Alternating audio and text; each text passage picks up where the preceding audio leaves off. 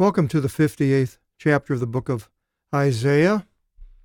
It begins, "Yell out in strength, and you should not spare."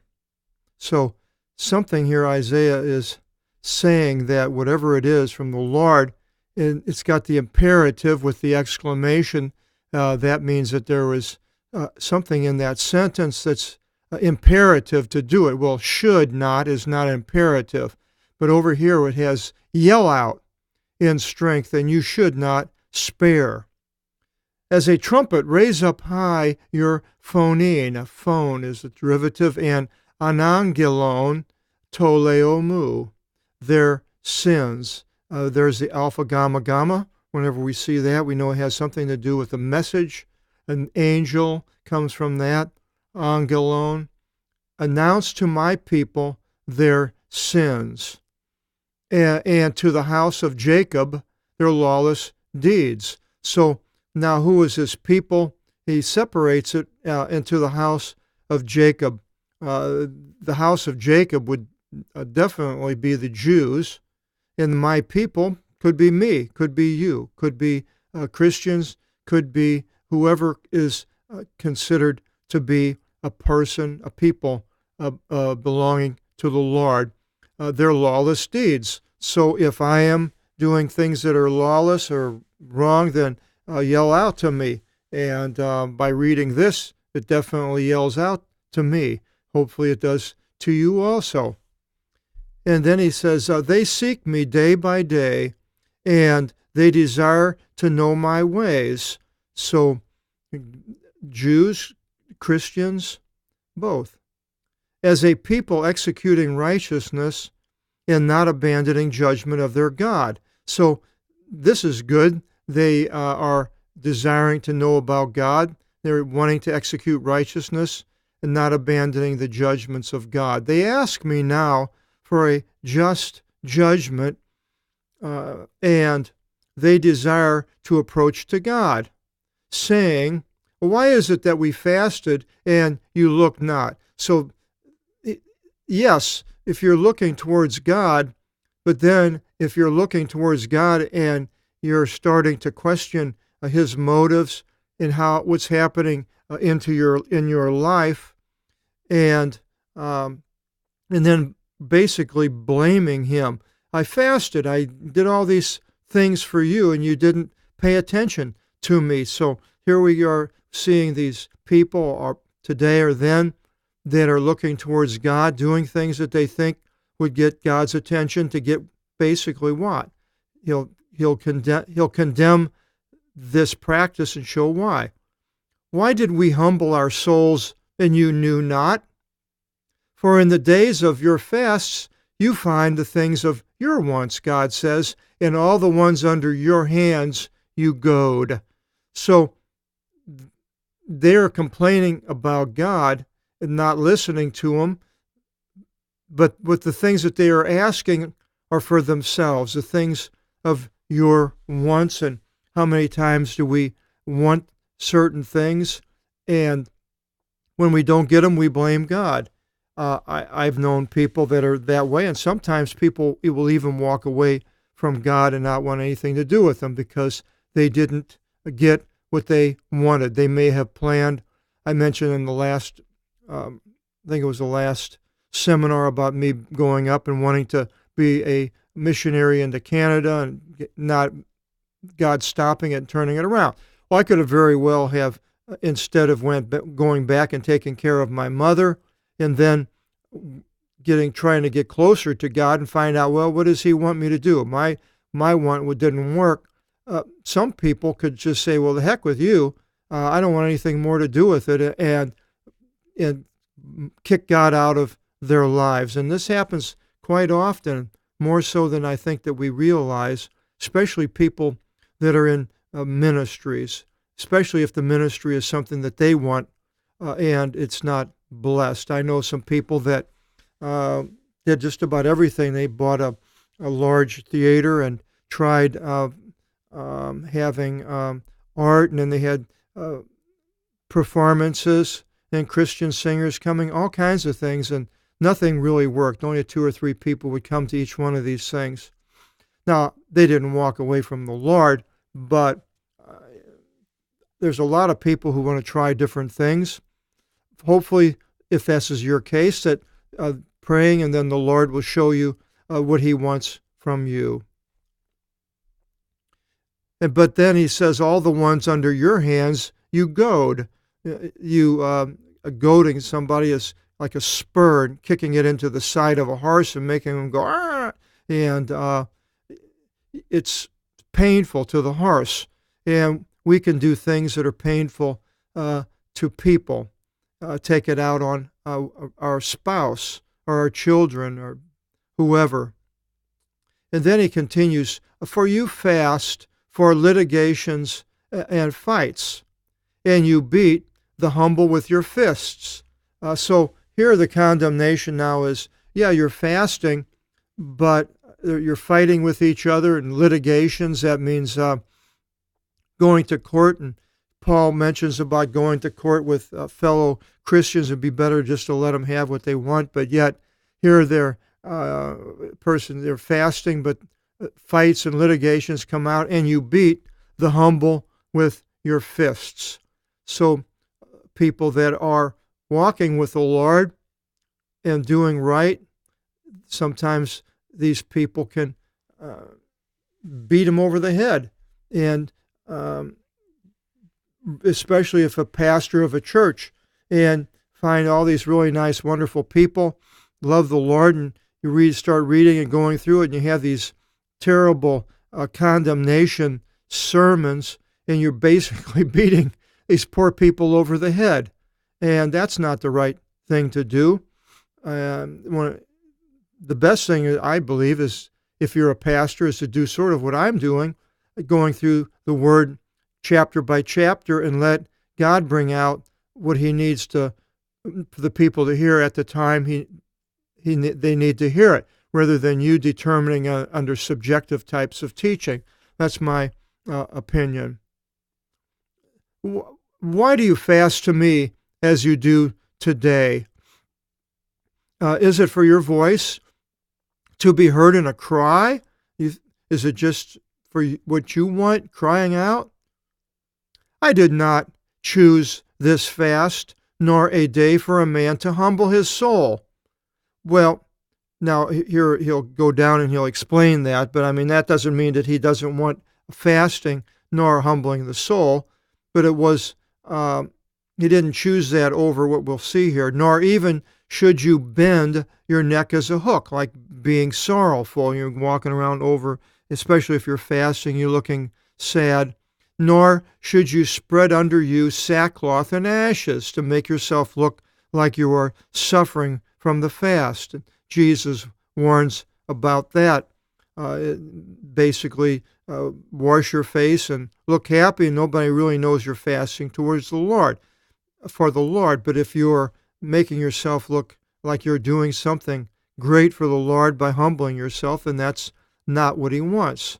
And he says, nor thus shall you call an acceptable fast. I chose not such a fast, says the Lord. But what? Untie every bond of injustice. So basically, going from fasting that you're giving up something, which is, what would you call that, where it's the, not negative, but it's when you're not doing any action, can't think of it, to action, and that is untying every bond of injustice. So if you see something that is wrong, if it's at work or if it's in the family, if it's at church, anything that is unjust, then you try to smooth it all out the best that you can. So instead of, boy, I wish I could think of that word. It's basically you're in a state of not really doing anything. Oh, well. Part violent perverseness of exchanges and arguments over things that are basically not worth getting an argument over. It's pretty easy for people to do that in the world. You know, I hear it all the time, getting arguments over politics or getting arguments over sports and these things. In the Christian world, some people get into these violent arguments over theology. And apart from it, God says, get away from that kind of behavior. Send out by a free release the ones having been devastated, and tear apart every unjust writ. Now, this may be referring to the people under a bondage at the time, the Jews. We know that they could sell themselves into it's not really slavery, but it was a sort of like a slavery, into a bondage to get money if they needed it, or food. And because there are rules, laws concerning that, but a Jew, but the seventh year was a year of freedom. They could only be under bondage for so long, and if they're devastated, send them out by a free release. Don't make them pay. So much of the opposite, it has to do with wanting money and dealing with money. You have somebody that owes you, and you're going to squeeze the last drop out of them. And this is not what God wants. If there's a case where you have to give up and lose some money, so be it. And tear apart every unjust writ. You may have a contract with somebody. In those days, it may have been a contract for service. They had indentured servitude in the colonial days in the United States, where you would get a free trip to the United States on the boat, and then you'd work so many years as a servant for a rich person in whatever you were doing for so many years.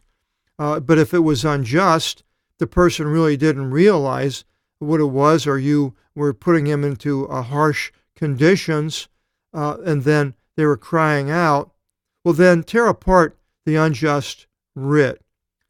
Break your bread with one's hungering. So this is what Jesus on the Sermon on the Mount addressed so many places, of helping ones that are hungry, and bring the homeless, poor into your house. Now, there was a lot of homeless people today in the United States, and they're around my house here. Now, for me to bring some of these homeless people into my house, it would be very, it's not easy to do that, because some of them can be very violent, could want to have psychological problems, spiritual problems, demonic problems. So I think if somebody is not out of their mind, and they don't have any money, and they lost their home or something, it was no fault of theirs, and this is advice that God would have us to give, would have us to do, rather. If you behold one naked, clothe him. Well, I haven't seen anybody running around naked, but a gymnon. We have the gymnasium, comes from that word. The gymnon. They wrestled naked in the games, in the Olympics. So if you behold somebody who basically doesn't have clothing on him, clothe him. And concerning the members of your family, of your seed, you shall not disdain them. So if you have a family, and you should be taking care of them. You shouldn't just throw them out, not work to take care of them, so forth, but be a good parent, or a good child, or a sibling. Then your light shall be torn through the morning, and the things for your cures quickly shall arise. And basically, this would have been maybe the things that some people were fasting for. So if you're fasting, but you're doing the things that are bad, then God has issue with that. But if you're fasting, and all of a sudden, and you're doing the righteous things, like he's saying here, then the things for your cures quickly shall arise, and your righteousness shall go before in front of you. and the glory of God shall screen you. Well, I believe that this is what God will do if we're living a righteous life. It doesn't mean you're not going to get sick or have a death in the family or accidents. A lot of things happen to people, but on the whole, I believe your life would be blessed. Now, some people go through a lot of terrible things and no fault of their own. A child that becomes paralyzed or born with some type of ailment that makes it very difficult for parenting. And my heart goes out for that person or for you if that's the case. But a lot of these people that have gone through these things and are experienced them, bless the Lord. So, well, if it wasn't for him, then I wouldn't have known this. Maybe God had a purpose for it. And I was a psychiatric technician many, many years ago. And I worked at a Fairview State Hospital in Costa Mesa, California. They called it people then mentally retarded. I think today it's developmentally disabled, and I'm not sure. Maybe there's another word for it. But basically people that had terrible physical and mental problems. They weren't mentally ill, but they had these problems. And we were on wards. They called them wards at the time. I don't know what they are now. But there were a number of young people that had Down's syndrome. What did they call it then? It wasn't Down. They called it, I can't think of the name. It was, Mongolism. And these people were some of the most wonderful people I've ever met in my life. Every once in a while there was a mean person that had Down syndrome, but very seldom. Most of them were just really wonderful. It was one of the better times of my life, and I was back there when I was wearing we had to wear white pants and a white shirt on the ward, and they changed it finally to right when I was there, the year I was there. But I used to have this one little black kid, and he would sit on my lap, and we'd sit and watch television, and I just hug him, and I mean, he was so wonderful. And I see the children that have Down syndrome today, and they don't incarcerate them, or that's maybe not the word, hospitalize them as much, I don't think, as they did back in the 1950s and the 60s. And I just think if they do have them, it's like, well, God has given you an eternal child. You're going to have like a 10-year-old, a 9-year-old for the rest of your life. And it's a wonderful age for a lot of children. And I know a lot of people that have I don't know a lot of people, but I have known people that have had children with Down syndrome, and it's been a blessing to them. There are other illnesses that were hard to handle. There were epilepsy was a terrible one because it would strike a person, a young person, or even an old person, and just debilitate them for sometimes hours, sometimes days, and sometimes they would never completely recover. And it's every time they had a seizure, it would be a little bit worse as far as taking its toll on the person. And then we had a hydrocephalic children or people that their heads had swollen up because of the fluid, the spinal fluid going into the brain and enlarging it. And the brains, I mean, their heads were huge. It was like twice as long as normal. And then there were children that were born all crippled. Their limbs were all, they couldn't, you'd have to pull their arms apart to clean them and bathe them. And some of them could, I mean, it was just really hard in working with these. And it wasn't hard for me as far as, I learned a lot from doing that. And so people can have a lot of hard things in life. And I'm just saying all this because I believe that somehow if you keep walking with the Lord and staying with Him, this will turn into a wonderful blessing for you in some way.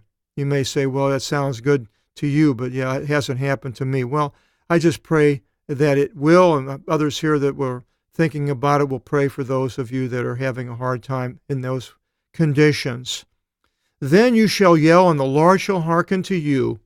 Yet while you are speaking, he shall say, Behold, I'm at hand. It happened to me a couple of times. One time I was moving up here to Oregon, to the facility I have here, and with a friend, and I had bought this house, and I mentioned to the person that owned the house that we were going to be coming up a certain day if knew anybody that needed work that day, help me unload the truck. So it was like a couple of months went by, and got the truck and loaded everything up and headed up north to Oregon, and got in front of the house, and it was drizzling out. It was maybe more than a drizzle. It was kind of raining, and I have all this stuff in the back of this rental truck, and I was like, oh man, how am I going to get this up? 30 stairs I had to get up. 30 stairs. There's a picture on our website somewhere, I think. So I said, well, this is a good time to pray. I don't know it. And so I let down. I said, Lord, if there's any somebody jumps on the truck and sticks his head in the window. He says, I heard you needed somebody to help move your furniture up the stairs. And I went, that's the fastest prayer I've ever had answered. And that happened again, and I can't remember the second time, but right as I was speaking.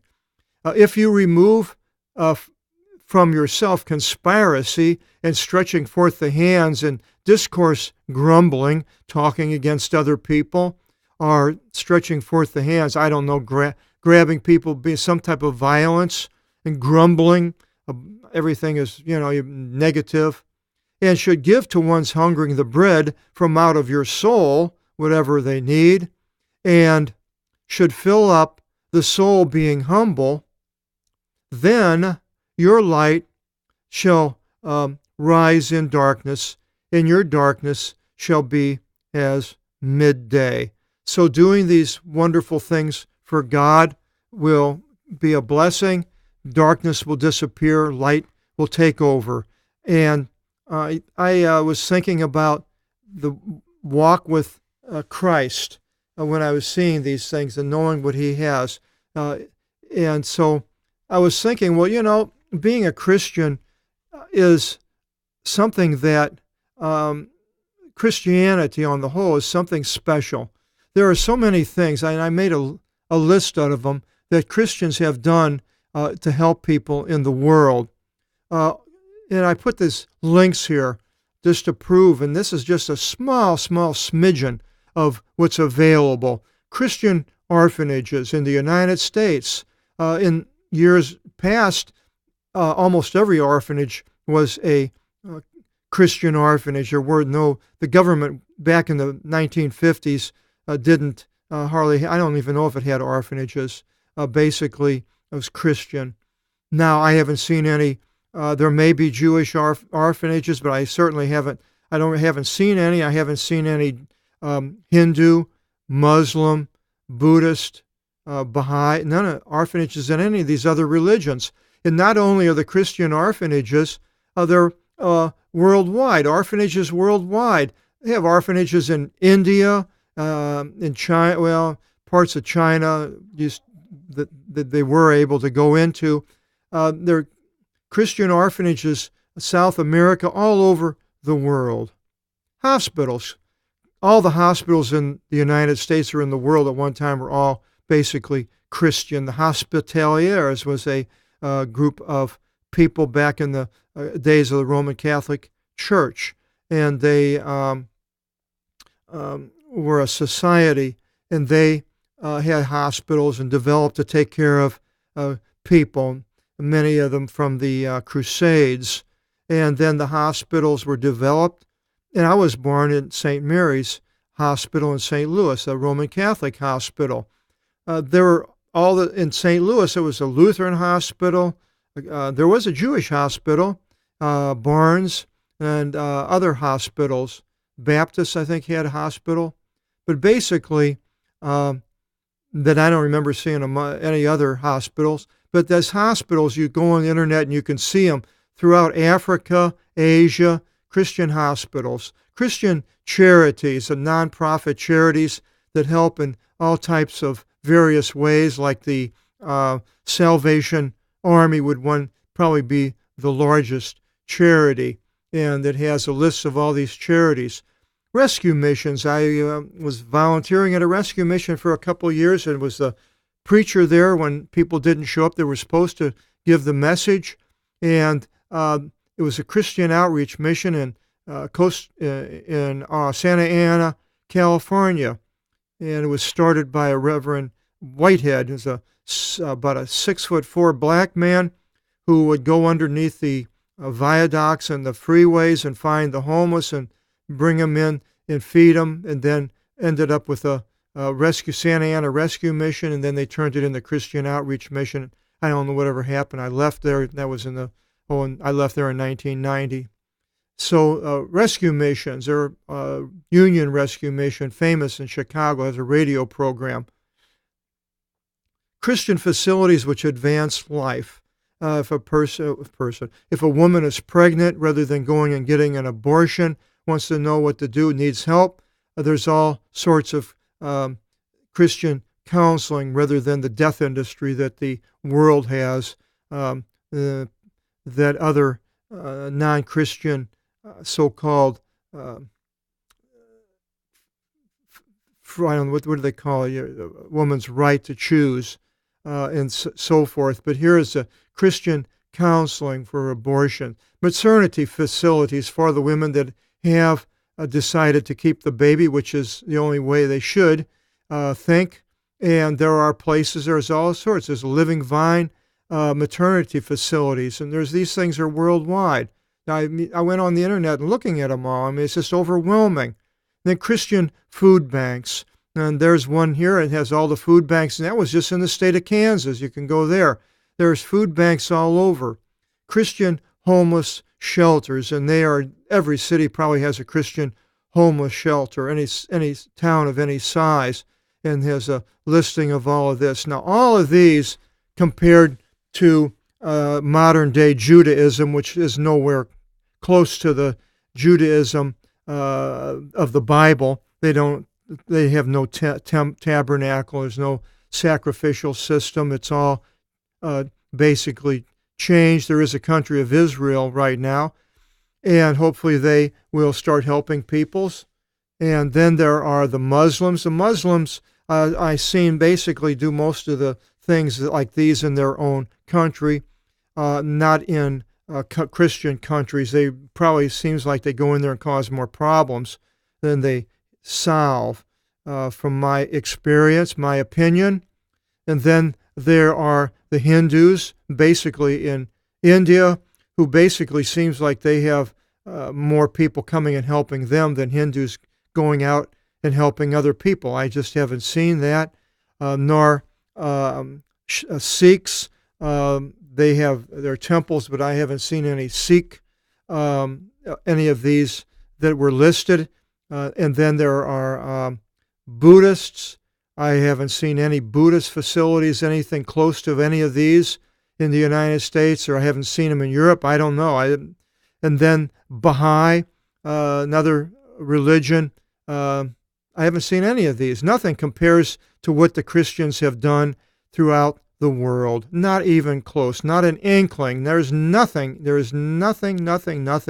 like what God has done through His Son, Jesus Christ, to come and help people and bring the light. And their darkness will be as midday. Why are all these people fleeing to Christian countries? Now, admittedly, a lot of the Christian countries are becoming less Christian and becoming more of a humanist. The government will solve all the problems, but, well, it's not.